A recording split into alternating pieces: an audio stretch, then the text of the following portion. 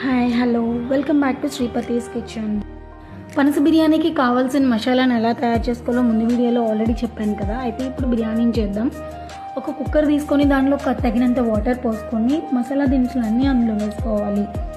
సాజీరా, ఇలాచీ, లవంగా, కొన్ని మిరియాలు, కాస్త నెయ్యి. నేనైతే కంట్రీ డిలైట్ వారి నెయ్యి వాడాను, చాలా బాగుంది. మీరు కూడా అది ట్రై చేయండి.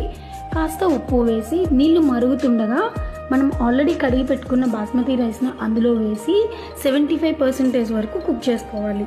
అలా కుక్ చేసుకున్న రైస్ని పక్కన పెట్టి ఇంకొక పాన్లో కాస్త నెయ్యి వేసుకొని మనం ఆల్రెడీ ప్రిపేర్ చేసి పెట్టుకున్న మసాలాను అందులో వేసి ఒక 2 minutes మగ్గించాలి. మనం ఆల్రెడీ పనస ముక్కల్ని వేయించాం కాబట్టి 2 minutes చాలు. దానిలో కాస్త టమాటో ముక్కలు కూడా వేసుకొని ఇంకొక 2 minutes మగ్గించుకొని ఒక టేబుల్ స్పూన్ నెయ్యి వేసి దాంట్లో ఆల్రెడీ మనం ఉడికించి పెట్టుకున్న బాస్మతి రైస్ని వేసి లాస్ట్లో